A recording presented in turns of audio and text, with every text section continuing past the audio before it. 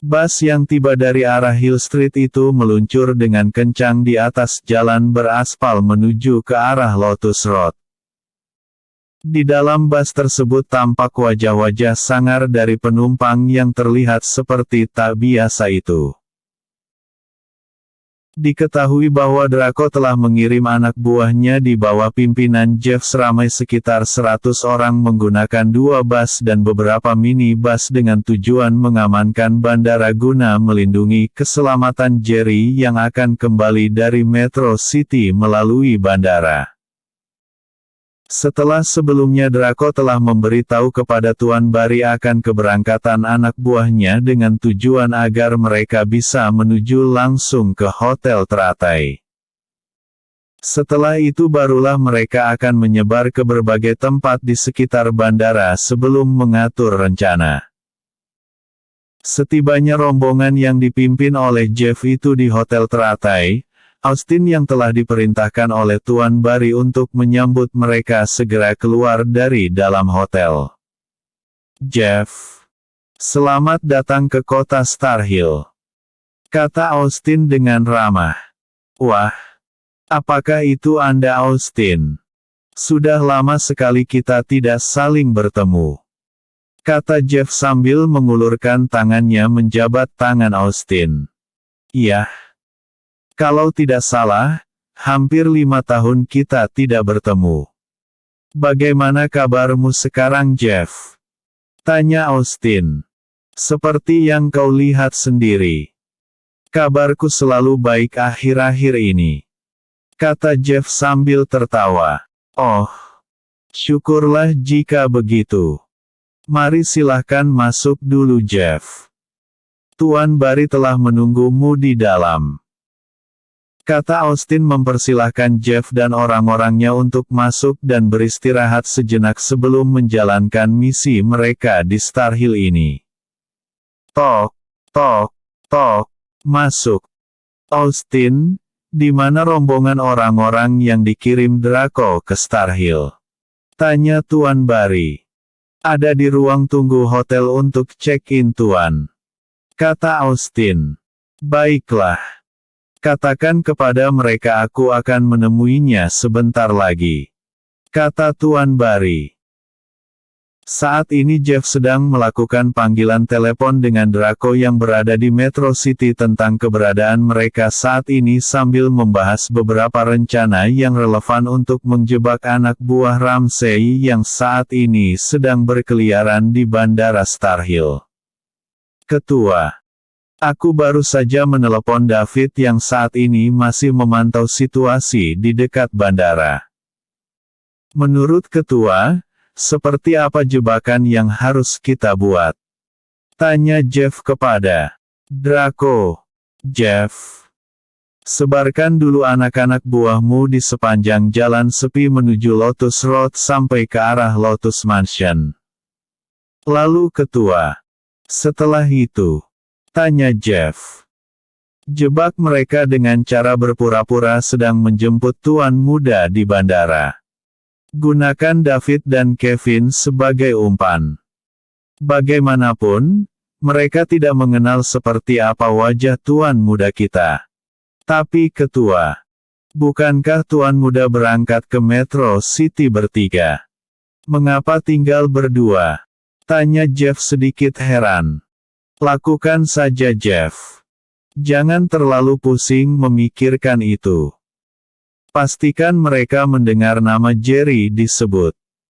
Setelah itu bergeraklah perlahan menuju Lotus Road. Setelah kau dan David serta Kevin sampai di jalan sepi, beri kode kepada anak buahmu dan sergap mereka lalu bantai abis. Ingat, jangan ada yang tersisa," kata Draco memberi perintah. "Baik, Ketua. Aku juga akan meminta bantuan kepada anak buah Tuan Barry agar mau membantu kami melakukan bersih-bersih setelah mereka selesai dibantai." Kau atur sajalah bagaimana baiknya. Setelah itu jangan tunda lagi. Segera kembali ke Metro City." "Baik, Ketua," Kami akan melakukan sesuai dengan rencana yang Anda berikan. Kata Jeff lalu mengakhiri panggilan. Selamat sore Pak Jeff. Bagaimana perjalanan kalian kemari? Apakah menyenangkan? Tanya satu suara dari arah belakang begitu Jeff selesai membuat panggilan telepon tadi.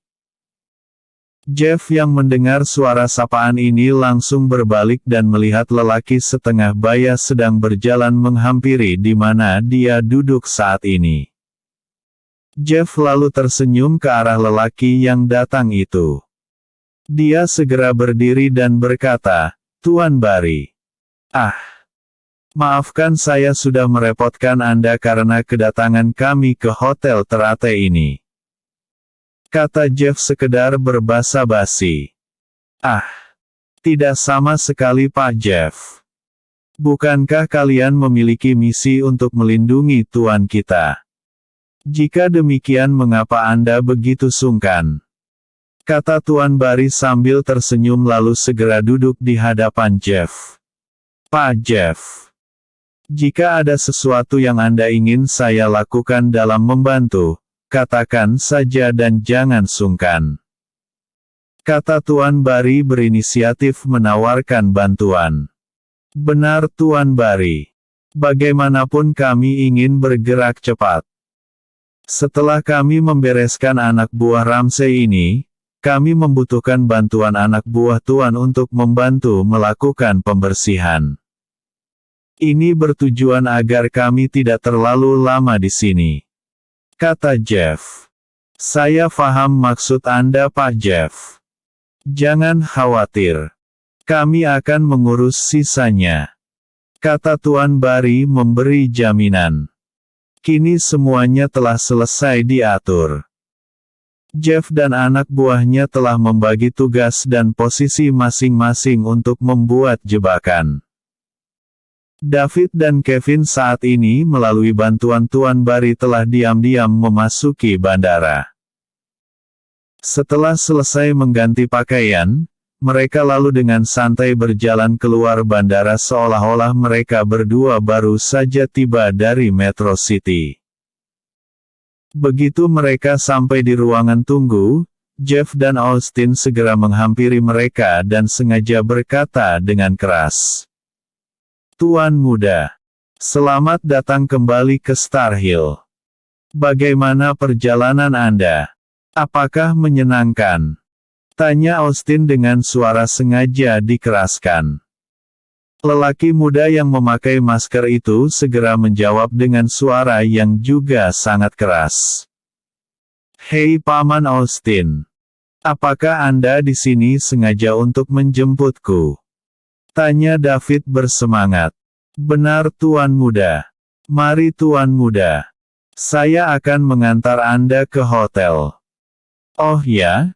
Kemana tujuan Anda saat ini? Apakah Lotus Mansion atau hotel teratai? Tanya Austin. Tidak perlu repot-repot mengantar saya sampai ke Lotus Mansion. Antarkan saja saya ke hotel teratai untuk beristirahat. Kata David sambil menahan geli di hatinya dipanggil dengan sebutan Tuan Muda. Baiklah Tuan Muda. Saya akan menuruti perintah Anda saja. Mari Tuan Muda. Mobil sudah menunggu di luar. Kata Austin mempersilahkan David kemudian diikuti oleh yang lainnya meninggalkan ruangan itu diikuti oleh tatapan mata yang tajam dari beberapa orang yang berada di ruang tunggu itu.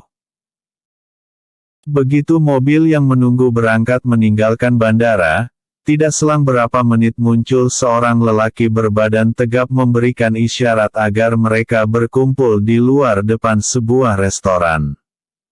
Long. Bagaimana?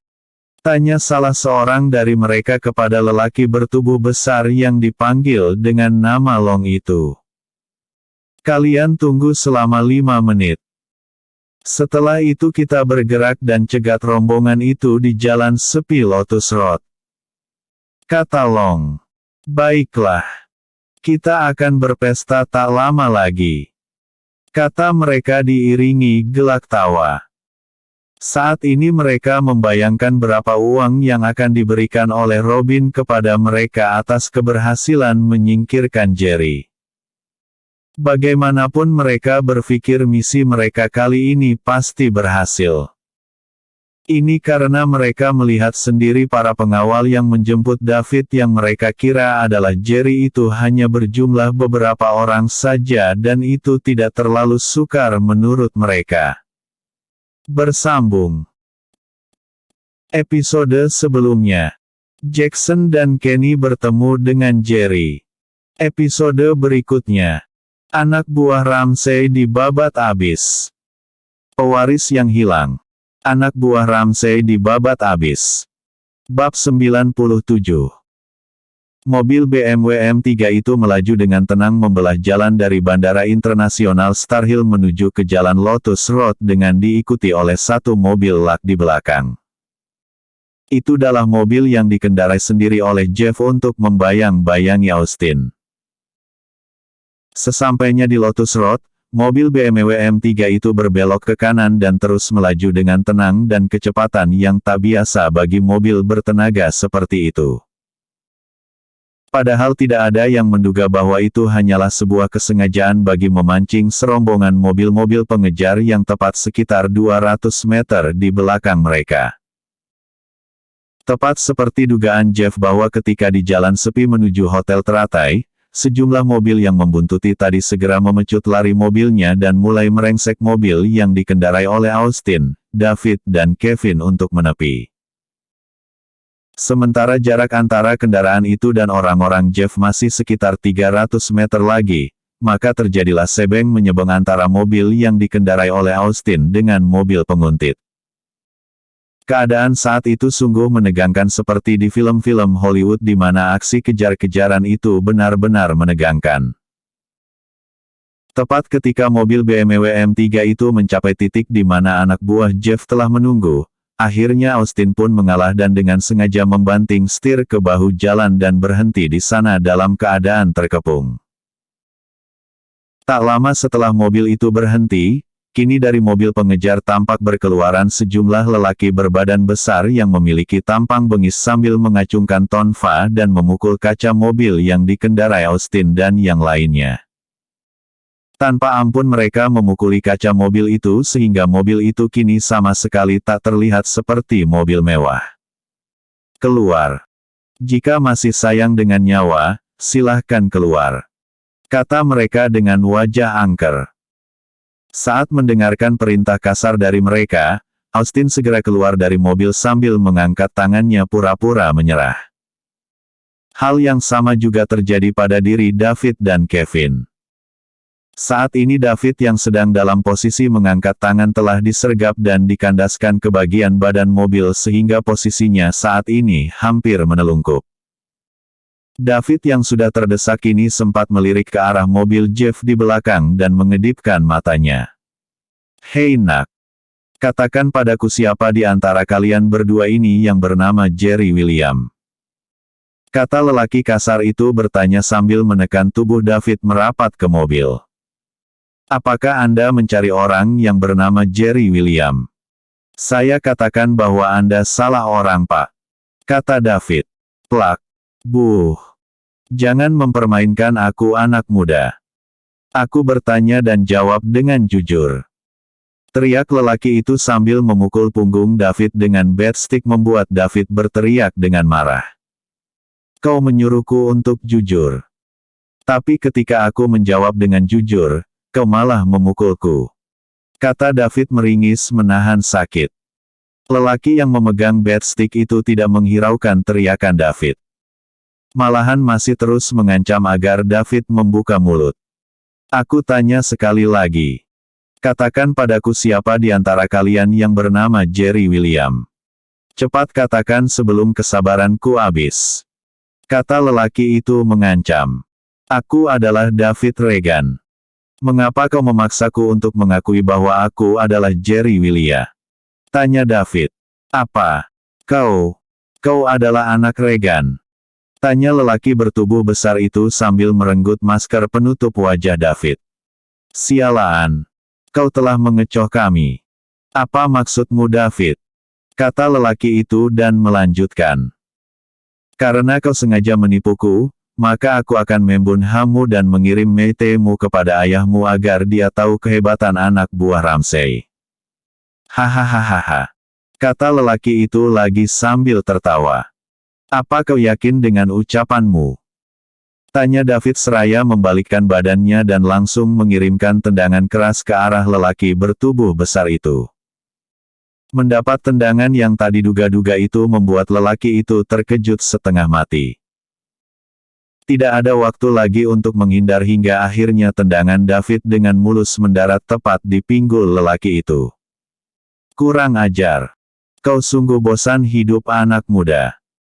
Kata lelaki itu dengan wajah geram lalu, segera menyerang David dengan bat stick di tangan.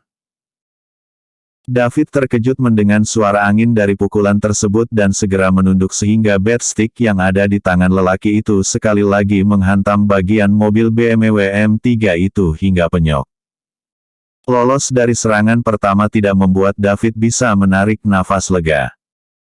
Ini karena seorang lelaki yang memegang tonfa langsung memburunya dan mengirim beberapa pukulan kilat yang membuat David harus pontang-panting menghindar. Austin yang melihat David terdesak segera mengirim tendangan yang tepat menghantam pergelangan tangan lelaki itu. Buk! Bangs asteriste! Kata lelaki itu begitu tonfa itu terlepas dari pegangan tangannya. Sambil memaki panjang pendek, dia segera mengeluarkan belati dari pinggangnya dan bersiap-siap menyerang Austin. Namun belum jauh dia melangkah. Duar. Suara terbakan senjata api terdengar tidak terlalu keras dari arah belakang Austin. Bruk. Kini tampak lelaki yang memegang belati itu jatuh ke tanah dengan kening terlihat bernoda darah. Sebentar mengejang lalu Asteristi. Sialaan. Kita telah dikepung.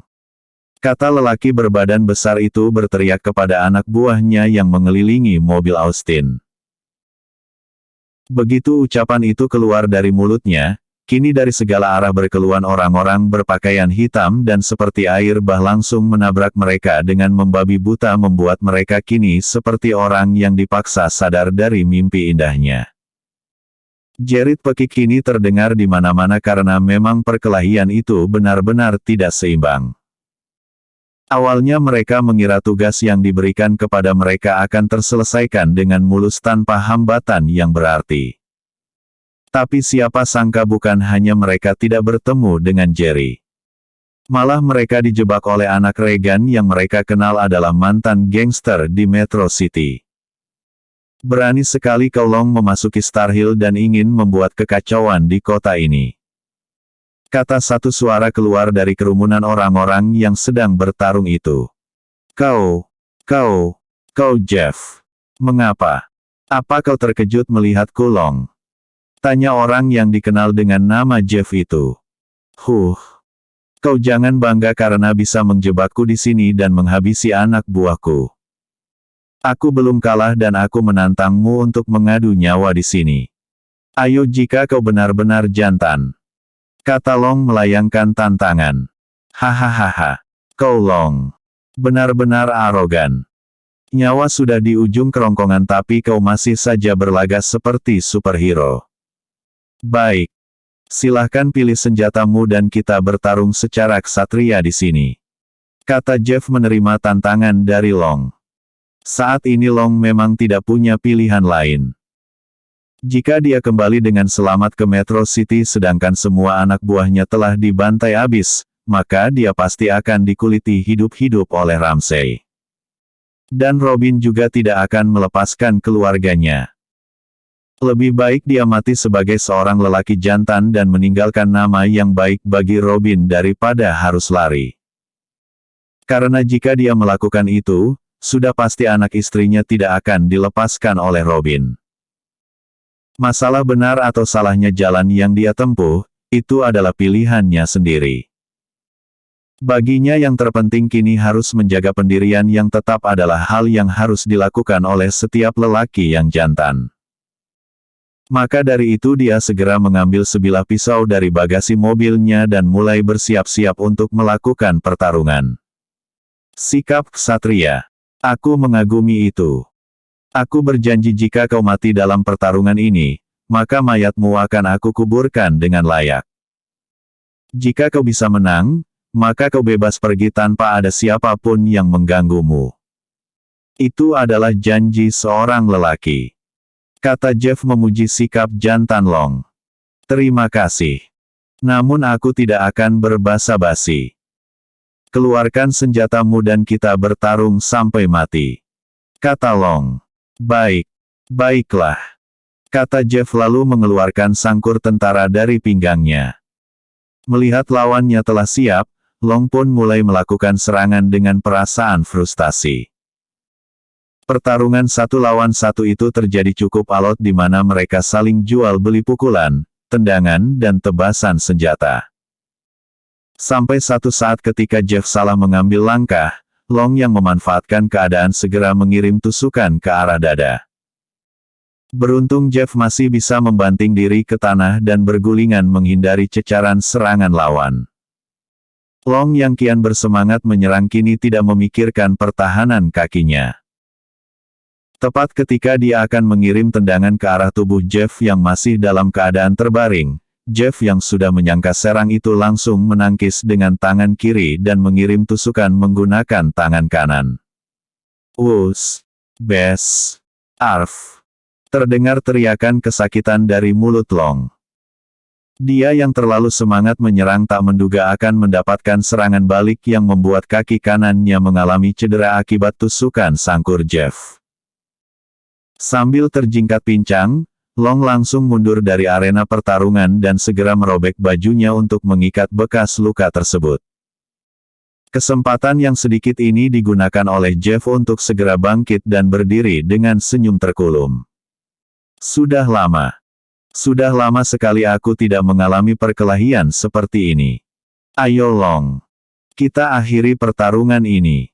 Kata Jeff lalu melompat kembali melakukan serangan. Pertarungan ini sudah tak sehebat tadi. Ini karena Long sudah mulai menjadi bulan-bulanan pukulan yang dilepaskan oleh Jeff. Sampai pada titik di mana Long benar-benar salah langkah, kesalahan yang sedikit ini dimanfaatkan oleh Jeff dengan mengirim tendangan ke arah perut. Begitu Long tertunduk menahan mual terkena tendangan itu, Jeff langsung mengirim tuskan dari samping dan langsung menembus leher Long. Kau. Hanya itu suara yang keluar dari bibir Long.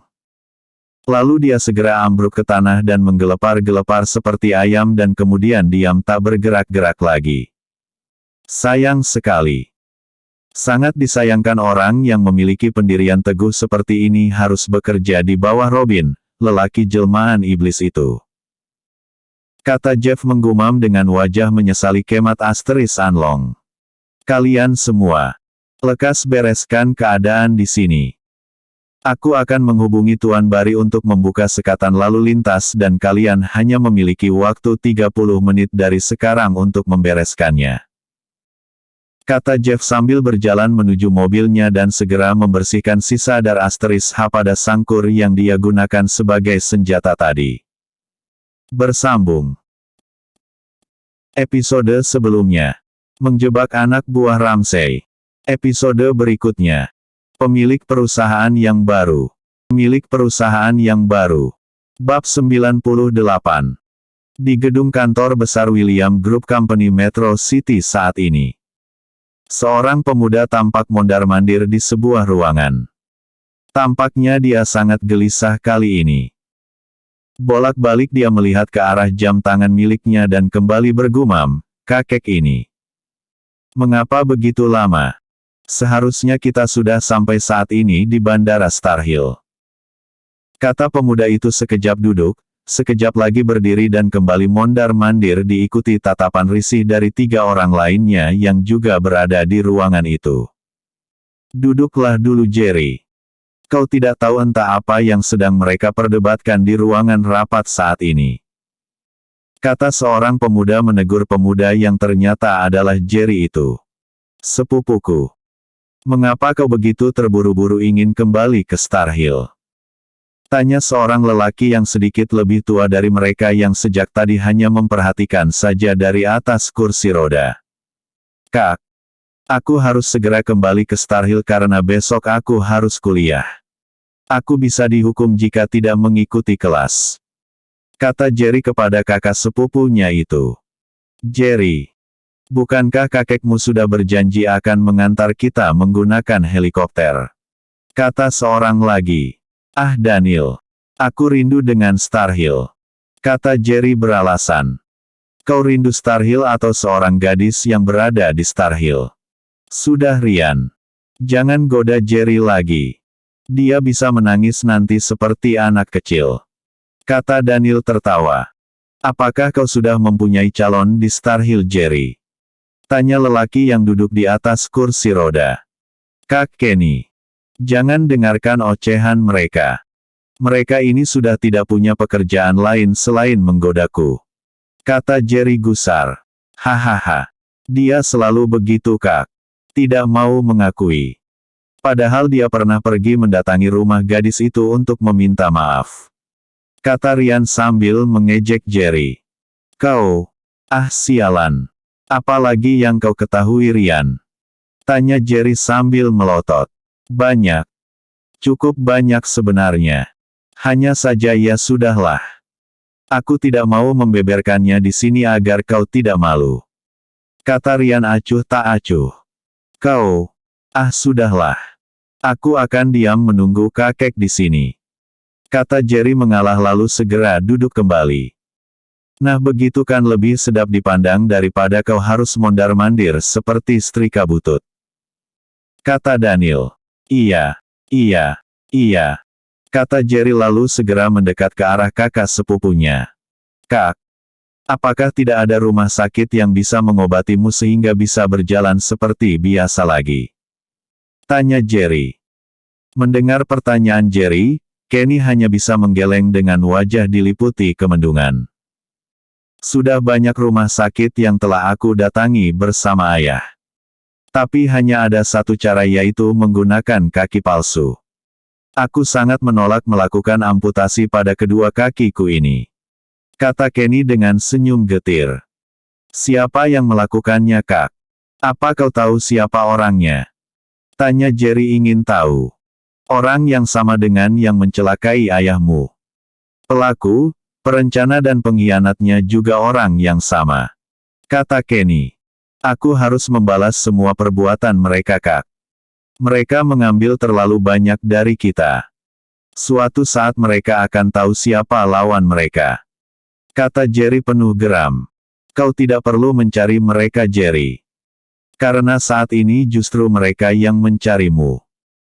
Namun jika kau memiliki kemampuan untuk membalas, tolong lepaskan orang yang berhubungan denganku, kata Kenny dengan wajah memohon. Apa maksud dari perkataanmu ini Kak? Tanya Jerry pura-pura tidak mengerti. Kau akan tahu Jerry. Akan tahu. Sepandai-pandainya orang menyimpan bangkai, pasti akan tercium juga bau busuknya. Baiklah Kak. Aku janji padamu. Aku juga janji akan mencarikan tabib untukmu jika tidak ada lagi dokter yang mampu menyembuhkan kakimu ini, kata Jerry. Jangan buang waktumu secara sia-sia Jerry. Di hari-hari depan, kau akan sangat sibuk. Tanggung jawabmu adalah membawa keluarga kita berjaya seperti zaman kakekku waktu muda dulu. Kemudian kau harus menikah dan punya banyak anak supaya generasi penerus William tidak seperti kita saat ini. Hanya ada orang cacat sepertiku ini dan kau sendirian. Uhuk. Mendengar kakak sepupunya menyuruh dirinya agar segera menikah dan memiliki banyak anak, membuat Jerry segera terbatuk. Dia merasa sesuatu mengganjal di tenggorokannya. Mengapa? Kau tahu bahwa paman menikah di usia yang hampir 30 tahun. Waktu itu dia didahului oleh ayahku. Setelah aku lahir, dia selalu membawaku kemanapun dia pergi kecuali dalam urusan bisnis. Sampai aku berusia beberapa tahun barulah dia menikah. Aku jelas banyak belajar dari ayahmu sampai-sampai orang-orang mengatakan bahwa aku adalah Kenny Wilson bukan Kenny Jackson. Kakak beruntung dapat merasakan kasih sayang dari orang-orang yang mencintaimu. Kata Jerry sambil merangkul pundak kakak sepupunya itu. Semua ada hikmahnya Jerry. Beruntung saat itu kau sempat dilarikan oleh pembantu keluargamu. Jika tidak, kau pasti sudah tidak ada di sini saat ini. Kata Kenny. Huff. Jerry menghempaskan nafas berat. Kak, sudah pukul 8 malam. Mengapa kakek lama sekali? Tanya Jerry. Menjual sepetak sawah saja bisa memakan waktu berhari-hari Jerry. Apalagi ini menyangkut masalah pengalihan saham perusahaan yang meliputi dalam bidang pertambangan, konstruksi, jasa pengangkutan transportasi laut, perhotelan dan masih banyak lagi. Kalau kau berpikir bahwa William Group seperti Fogmu maka kau salah besar Jerry. William Group 100 kali lebih besar dari Fog milikmu. Kata Kenny tanpa menyombongkan diri. Bagaimana kakek bisa mempercayakan perusahaan sebesar ini kepadaku kak? Lalu, pada siapa lagi kakek akan mempercayakan perusahaan ini? Kepada Robin. Begitu maksudmu? Jangan bodoh begitu Jerry. Ayah tidak memiliki banyak kemampuan untuk membawa perusahaan ini ke arah yang lebih baik. Malah kami terus merugi. Ditambah lagi dengan kebijakan kesepakatan kerja yang dilakukan ibuku yang sama sekali tidak menguntungkan bagi perusahaan ini. Itulah sebabnya kakek harus bertindak cepat memindahkan seluruh asetnya ke atas namamu agar kau bisa memegang keputusan bulat dalam setiap kebijakan atau kerangka kerja yang membutuhkan persetujuanmu sebagai pemilik perusahaan. Jerry menjadi malu dengan ucapannya tadi. Betapa dia saat ini merasa sangat berarti bagi dua keluarga. Ini karena, hanya dia satu-satunya pewaris yang tersisa dari generasi ketiga bagi keluarga William dan Smith. Baiklah kak. Aku mengerti sekarang. Jangan khawatir. Aku pasti akan membayar kepercayaan yang telah kalian berikan kepadaku. Kata Jerry berjanji. Tak lama setelah mereka selesai ngobrol, pintu ruangan itu pun terbuka. Kini tampak 4 orang memasuki ruangan. Jerry mengenal siapa 3 orang ini. Namun tidak mengenal seorang lelaki berusia sekitar 35 tahun yang datang bersama mereka. Kakek sudah datang. Bagaimana jalan rapat tadi kek? Tanya Kenny ingin tahu. Baik. Semuanya berjalan dengan baik tanpa ada hambatan yang berarti. Kata Tuan William. Jerry, kemarilah. Kata Tuan William meminta Jerry untuk mengempirinya. Setelah Jerry datang, Tuan William memperkenalkan dia dengan orang keempat yang tadi masuk bersama mereka. Perkenalkan. Ini adalah Tuan Briley. Kata Tuan William memperkenalkan orang yang masuk bersama dengannya tadi. Mendengar kakeknya memperkenalkan seseorang dengan nama Briley, Jerry pun segera menyalami orang tersebut. Setelah mereka saling berkenalan, Tuan William lalu menceritakan kepada Jerry bahwa Briley ini adalah advokat yang memegang kuasa hukum milik perusahaan William Group. Saat ini, semua kuasa hukum serta urusan dengan perundang-undang dalam negara akan ditangani oleh Tuan Briley ini termasuk jika ada pelanggaran hukum, persengketaan dan seluruh kesepakatan investasi dalam penyaluran modal yang tertulis dan ditandatangani berdasarkan hukum yang berlaku semuanya berada dalam wilayah Tuan Briley ini. Ini juga termasuk tentang surat kuasa, juga tentang surat wasiat atau peralihan dan penjualan saham dalam perusahaan yang membutuhkan keterangan hitam di atas putih. Maka Tuan Briley ini akan menyimpan semua data itu dan akan menjadi orang paling depan ketika perusahaan mengalami masalah yang bersangkutan dengan hukum dan undang-undang yang telah ditetapkan di negara ini. Mendengar ini, Jerry hanya manggut-manggut saja. Jerry. Semua dokumen penting tentang surat-surat peralihan 70% saham kami dalam perusahaan telah berada di tangan Tuan Briley dan kau bisa memegang yang aslinya setelah kau menandatangani dokumen itu. kata Tuan William sekaligus mempersilahkan Tuan Braille untuk duduk dan membuka semua file dan surat dokumen resmi yang harus ditandatangani oleh Jerry selaku pemegang saham dan pemilik dari perusahaan itu. Saat ini, kedua orang itu sudah saling duduk dan berhadap-hadapan dengan di tengah-tengah meja itu terlihat sebuah koper yang begitu dibuka terlihatlah beberapa lembaran kertas di dalamnya. Tuan muda, silahkan baca dan fahami isi dari dokumen ini sebelum Anda menandatanganinya, kata Braille dengan hormat.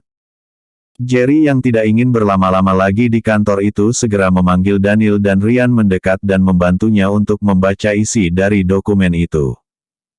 Tidak ada yang perlu dikhawatirkan Jerry.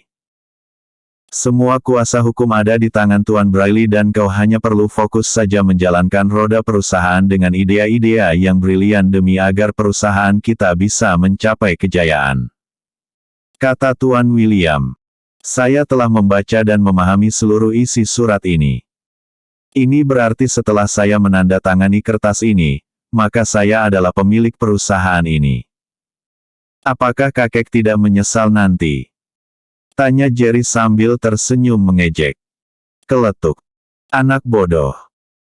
Apa kau menunggu aku dan pamanmu ini mati terlebih dahulu baru kau akan menandatanganinya? Tanya Tuan William jengkel sambil menjitak kening Jerry dengan ujung tongkatnya. Iya kek. Baiklah kalau begitu, kata Jerry menggeser duduknya kembali menghadap ke arah Braille.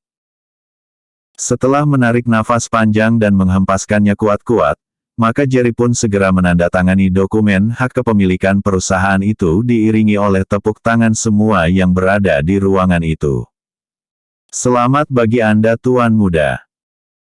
Dengan ini, Anda adalah pemilik dan pemegang saham mayoritas di William Group Company ini, kata Braille sambil menjabat tangan Jerry diikuti oleh senyuman mereka yang ada di ruangan itu.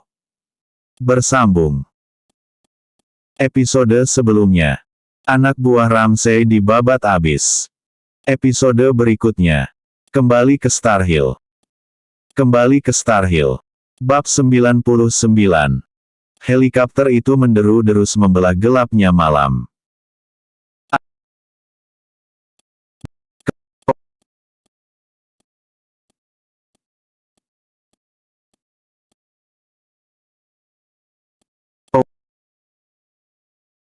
Pewaris yang hilang. Kembali ke Star Hill. Bab 99. Helikopter itu menderu-derus membelah gelapnya malam. Ada dua unit helikopter saat ini yang terbang dari atas bangunan gedung tinggi di mana perusahaan William Group bermarkas. Helikopter yang paling depan kini segera terbang membawa Daniel dan Ryan sebagai penumpang. Sedangkan yang di belakang membawa Jerry yang dikawal oleh dua orang bodyguard bersenjata lengkap. Mereka terus membelah udara malam yang pekat menuju ke arah Mount Lotus di kawasan Star Hill dengan kecepatan tinggi dan tepat pukul 2 dini hari, mereka pun mendarat di atas atap hotel. Saat ini Jerry melihat ada ramai orang yang menunggu mereka di bagian paling atas hotel teratai tersebut. Terlihat di sana ada Tuan Barry, Austin dan beberapa orang yang tidak dia kenal. Setelah berhasil mendarat, Jerry pun segera turun dari helikopter itu didampingi oleh kedua bodyguard yang mengawal perjalanannya dari Metro City ke Star Hill ini. Selamat kembali Tuan muda, kata Barry dengan hormat menyambut Jerry yang baru turun dari helikopter tersebut. Terima kasih Tuan Barry. Oh ya, ada apa begitu ramai orang di sini? Tanya Jerry dengan heran. Oh, itu adalah mereka anak-anak buah Draco yang sengaja datang dari Metro City untuk memastikan keselamatan Anda, kata Tuan Barry menjelaskan. Oh, apakah ayah angkatku ada di sini? Tanya Jerry. Tidak Tuan muda. Hanya orang-orang bawahannya saja yang datang ke Star Hill ini, kata Tuan Barry menjelaskan. Tuan Barry, ayo kita turun dan aku ingin beristirahat dengan segera. Ini karena aku sangat lelah sekali selama 2 hari ini, kata Jerry. Silahkan Tuan muda, kata Tuan Barry sambil menepi memberikan jalan untuk Jerry. Sesampainya Jerry di dekat lift untuk turun ke lantai bawah, dia melihat seorang lelaki tegap yang belum pernah dia lihat sebelumnya dan dengan heran dia bertanya kepada Tuan Barry. Tuan Barry, siapakah paman ini? Apakah dia anggota baru yang Anda rekrut? Tanya Jerry. Menjawab Anda Tuan Muda. Ini adalah Pak Jeff. Orang kanan yang ditugaskan oleh Draco untuk memimpin 100 orang anak buahnya ke Starhill guna menumpas anak buah yang dikirim oleh Robin ke Bandara Starhill untuk mencelakai Anda. Apa? Robin mengirim anak buahnya ke Starhill ini? Tanya Jerry terkejut. Benar Tuan Muda. Kata Barry dan menceritakan semua kejadian tadi sore secara rinci. Itulah Jerry. Untung saja kita tidak berangkat tadi sore dari Metro City ke Starhill. Jika tidak, mungkin kita telah menjadi bangkai. Kata Ryan. Benar juga katamu Ryan. Hampir saja. Kata Jerry menarik nafas lega. Terima kasih Paman Jeff. Oh ya. Bagaimana kabar ayah angkatku? Tanya Jerry dengan sopan. Ayah angkat Anda baik-baik saja Tuan Muda. Dia saat ini bekerja sama dengan Tuan Syam di Metro City untuk melindungi Anda dari jarak tertentu. Kata Jeff menjelaskan. Baiklah. Mari kita turun dan Paman bisa beristirahat dengan baik. Kata Jerry sambil mempersilahkan mereka untuk segera turun dari atap hotel itu untuk memilih kamar dan beristirahat. Sepanjang perjalanan mereka turun, Tuan Barry tak henti-hentinya bercerita tentang apa saja selama 2 hari ini dan bertanya bagaimana dengan kunjungannya ke Metro City 2 hari ini. Mengesankan. Sangat mengesankan. Kata Jerry dengan senyum mengembang di wajahnya. Maksud Tuan Muda? Tanya Tuan Barry sedikit penasaran. Sambil berjalan Jerry pun menceritakan semua yang dia alami di Metro City. Dari bertemu dengan kakeknya, sampai bertemu dengan kepala pelayan keluarga Patrick, sampai tentang proses pengalihan perusahaan William Group menjadi anak perusahaan Future of Company yang membuat Tuan Barry menganga mendengarkannya. Jadi Anda telah mengakuisisi William Group sebagai anak perusahaan Fogg? Tanya Tuan Barry. Katanya sih begitu. Padahal aku hanya dititipkan saja oleh kakek untuk mengatasnamai perusahaan itu. Tunggu saja berita apa yang keluar besok di televisi. Kata Jerry lalu segera berjalan cepat menuju kamarnya. Sesampainya dia di kamar yang telah disiapkan untuknya oleh Tuan Barry, Jerry melihat David dan Kevin berdiri di luar kamar itu seperti pengawal. Hei, apa yang kalian lakukan di sini? Tanya Jerry heran. Oh, Anda telah sampai Tuan Muda. Kami di sini khusus menjaga Anda. Segeralah masuk dan beristirahat. Kata Kevin sambil cengar-cengir. Apa itu kawal-kawal? Ayo masuk. Kita berlima malam ini tidur di sini. Kata Jerry. Tapi Tuan Muda. Tidak ada tapi-tapian. Ayo masuk dan besok kita harus cepat bangun. Aku tidak mau kita terlambat besok ke kampus. Kata Jerry sambil mengajak teman-temannya untuk segera masuk dan beristirahat. Setelah mereka masuk, tugas yang seharusnya dilakukan oleh Kevin dan David diambil alih oleh Jeff dan Austin. Jerry yang sudah sangat lelah langsung melompat tanpa membuka sepatu dan jas hitam miliknya membuat David dan Kevin bergotong royong melepas sepatu Jerry dan menyimpannya di bawah dekat ranjang. Ayo tidur. Tidak perlu menjagaku. Dulu aku tidak pernah dijaga dan sampai saat ini aku masih tetap hidup. Kata Jerry berbicara seperti orang mabuk karena dia sudah hampir tertidur saat ini. Melihat ulah Jerry ini, Ryan dan Daniel serta kedua David dan Kevin hanya saling pandang, mengangkat bahu lalu segera mengikuti Jerry untuk tidur. Di luar kamar Jerry saat ini Austin dan Jeff masih tetap berjaga-jaga dan mereka hanya menghabiskan malam sambil mengobrol apa aja tentang beberapa tahun mereka tak bertemu. Jeff, bagaimana Anda bisa muncul kembali setelah sekian tahun Anda seperti ditelan bumi? Tanya Austin kepada Jeff.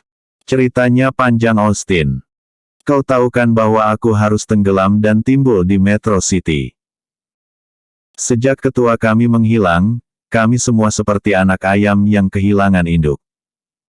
Berpancar ke setiap sudut kota dan bekerja bagi orang-orang yang mau membayar kami. Jeff berhenti sejenak. Aku berusaha bersama Regan untuk menghidupkan kembali Dragon Empire. Namun selalu dikalahkan oleh anak buah Ramsay. Kau tahu kan jika kami tidak bisa menjalankan pusat hiburan malam maka dari mana kami bisa mendapatkan uang? Sedangkan ketika itu seluruh dunia gelap di Metro City berada salam genggaman Ramsay yang dimotori oleh Robin sebagai tulang punggung mereka. Kata Jeff menjelaskan kisahnya. Aku juga tahu tentang itu Jeff. Makanya aku memilih untuk pindah ke Star Hill ini agar tidak bentrok dengan anak buah Ramsay di Metro City. Kata Austin. Jujur saja ketika Tuan Wilson terbun *H, disitulah aku baru merasakan pahitnya hidup. Ketika itu juga Draco yang menjadi ketua kami menghilang bagai ditelan bumi. Ketika itu aku merasa dunia ini begitu sempit untuk menampung kehadiranku. Kau bayangkan saja. Hampir di setiap tempat semuanya dikuasai oleh anak buah Ramsay.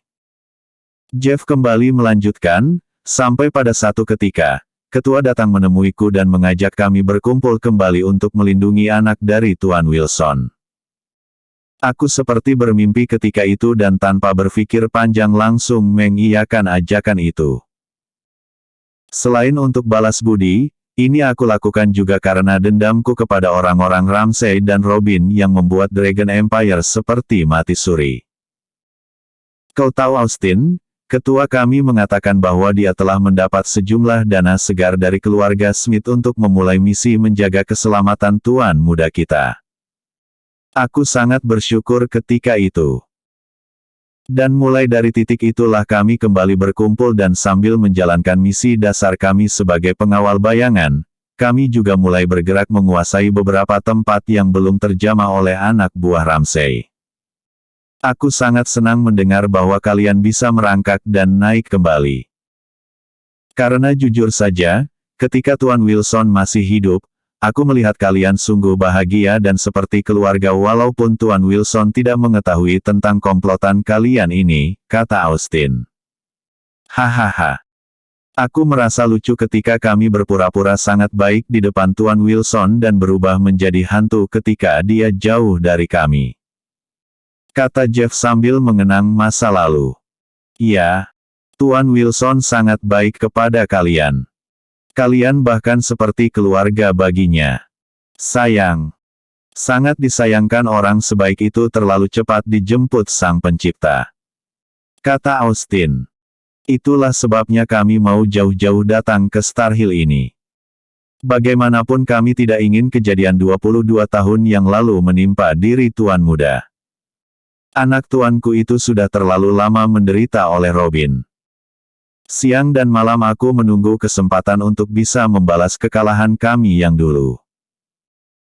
Akhirnya kesempatan itu datang juga dan aku berhasil membantai mereka semua.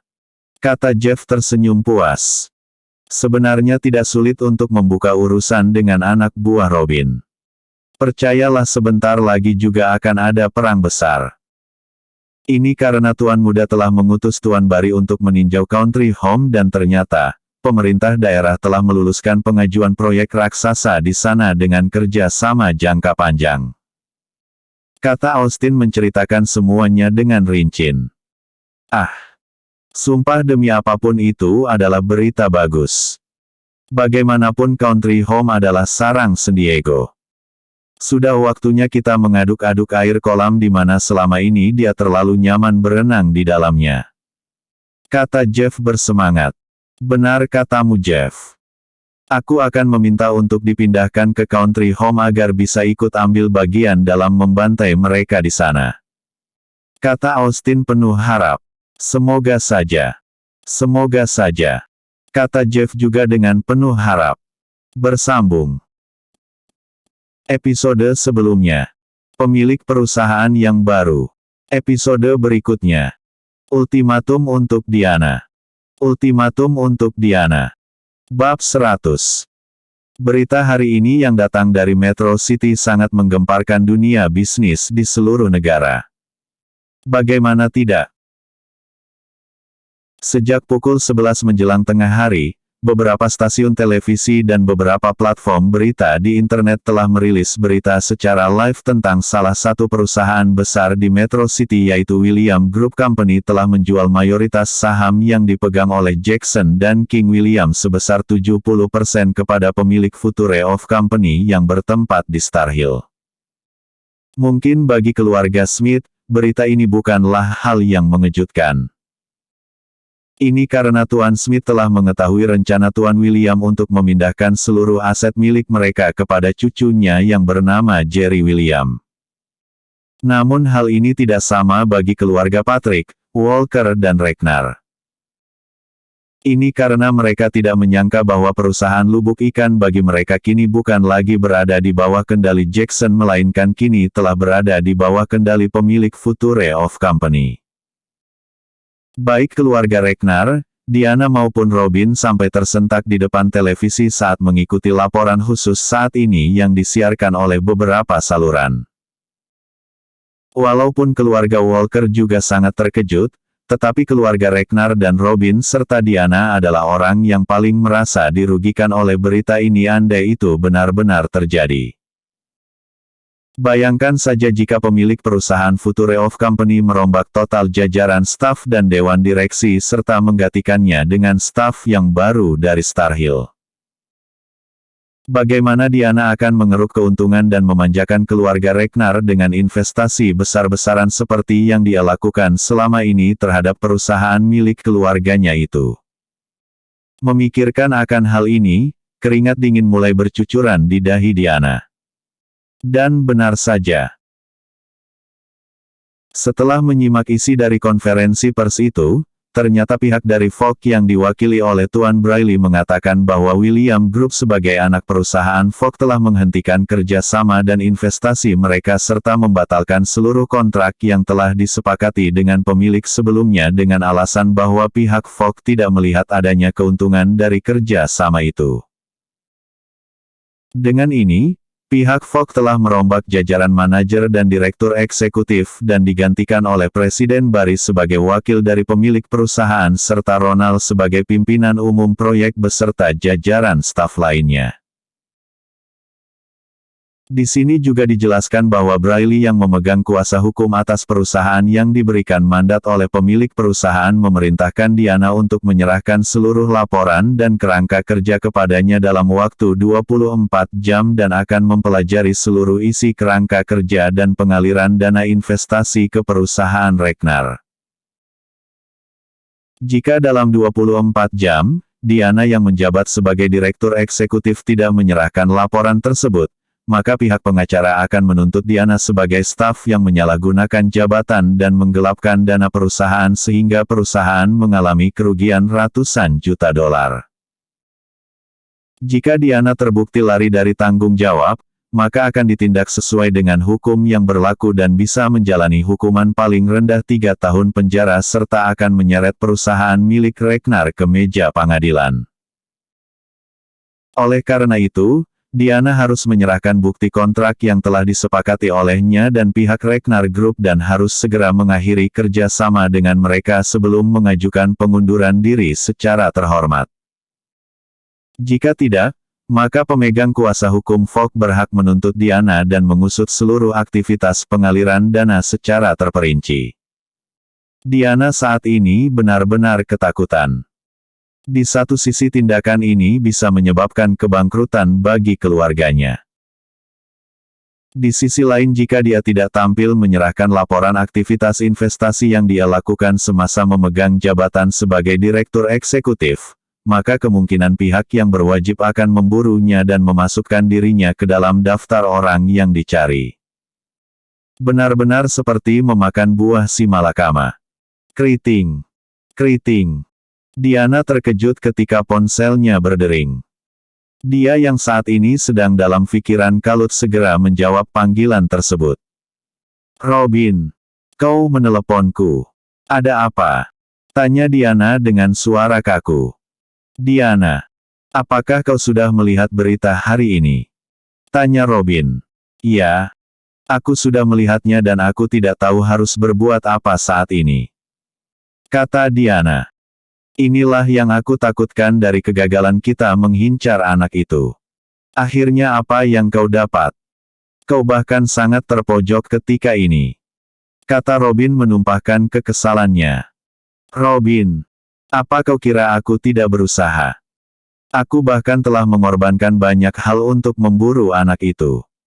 Itu karena kau terlalu percaya kepada Pero. Kau lihat sekarang. Kau bahkan telah dikhianati oleh Butch Astrisngan itu bukan? Kata Robin sambil menggeram marah. Saat ini aku tidak tahu lagi harus berbuat apa Robin. Keadaan benar-benar menjadi tak terkendali. Apakah kau memiliki ide untuk menghadapi masalahku ini? Tanya Diana penuh harap. Aku sudah angkat tangan Diana. Untuk membantumu, aku telah banyak kehilangan uang, energi dan nyawa anak buahku. Kau tahu. Atas kebodohanmu, telah berapa ramai anak buahku yang menjadi korban. Lebih dari 100 orang Diana. Ingat itu. Kata Robin dengan marah. Apalagi aku saat ini tidak lagi menerima kabar dari Long dan anak buahnya yang aku kirim ke Star Hill. Sejak kemarin petang aku sudah putus hubungan dengan mereka. Aku tidak tahu entah apa yang telah terjadi dengan mereka saat ini. Kata Robin menambahkan. Aku benar-benar buntu Robin. Bantulah aku Robin. Jika tidak, semuanya pasti selesai. Kata Diana meratap dalam ketakutannya. Apa kau ingin lari Diana? Aku akan menyiapkan paspor dan visa palsu untukmu jika itu yang kau inginkan. Kata Robin. Mendengar ini, Diana segera menolak dan berkata, Robin. Aku akan menghadapi apapun resikonya. Asalkan perusahaan keluargaku tidak jadi bangkrut. Bantulah perusahaan milik keluargaku Robin. Hanya itu yang aku harapkan darimu. Kata Diana sambil menghibah memohon belas kasihan Robin. Apa kau sudah gila Diana?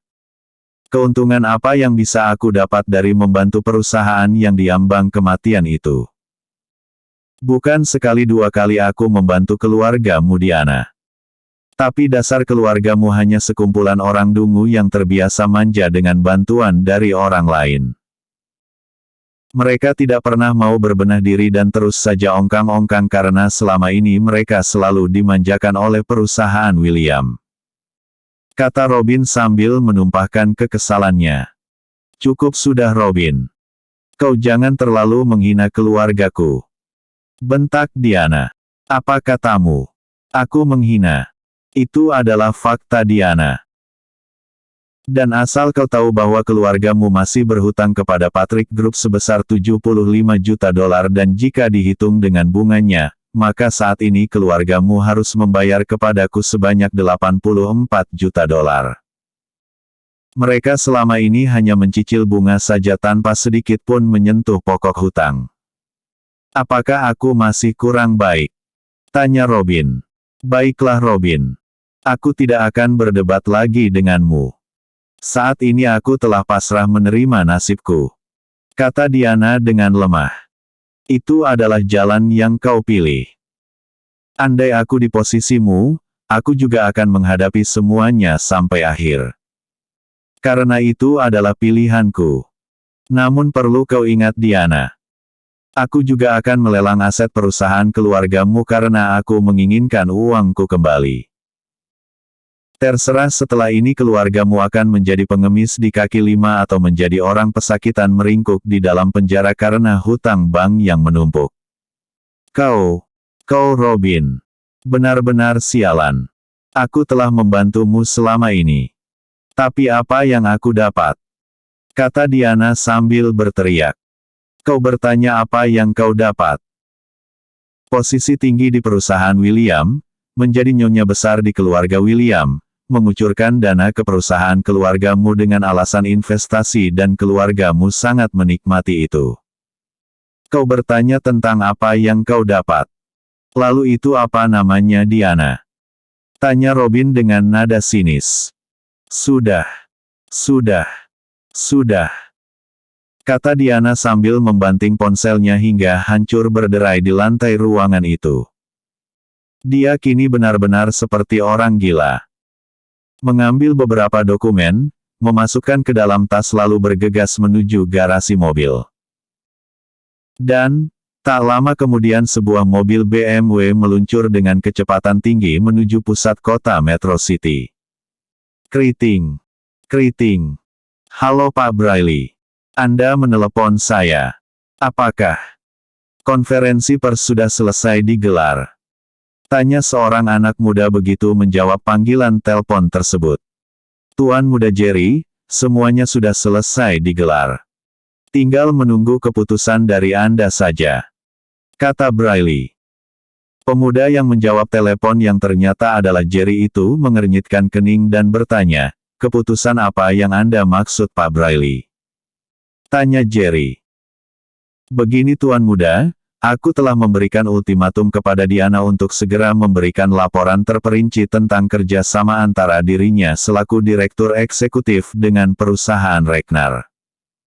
Aku tahu akan banyak kejanggalan di surat perjanjian kontrak dan pasti akan menyeret Diana ke dalam penjara. Hanya saja, aku ingin memastikan terlebih dahulu apakah Anda ingin menjebloskannya ke dalam penjara atau membiarkannya meletakkan jabatannya dan mengundurkan diri. Tanya Braille dengan hormat. Aku tidak ingin memperpanjang masalah ini. Walau bagaimanapun, kesepakatan itu dibuat sebelum aku mengakuisisi William Group. Dan aku juga telah berjanji kepada kakak sepupuku untuk tidak terlalu perhitungan dengan Diana. Jadi, cukup paksa saja dia melepaskan jabatannya dan biarkan dia pulang ke rumah dan menjadi istri yang baik untuk pamanku dan ibu yang baik untuk kakak sepupuku. Kata Jerry. Baiklah Tuan Muda. Jika Anda mengatakan begitu, maka saya akan melakukan yang terbaik. Kata Braille. Terima kasih Pak Braille. Anda telah berusaha cukup keras hari ini. Kata Jerry mengucapkan rasa terima kasihnya. Itu sudah menjadi tugas saya Tuan Muda. Jangan terlalu sungkan. Kata Braille sambil terkekeh. Baiklah Pak Braille. Anda silahkan sibuk dulu dan saya akan mengakhiri panggilan ini. Kata Jerry lalu segera menutup panggilan tersebut. Bersambung. Episode sebelumnya. Kembali ke Star Hill. Episode berikutnya. Semua dalam kenangan.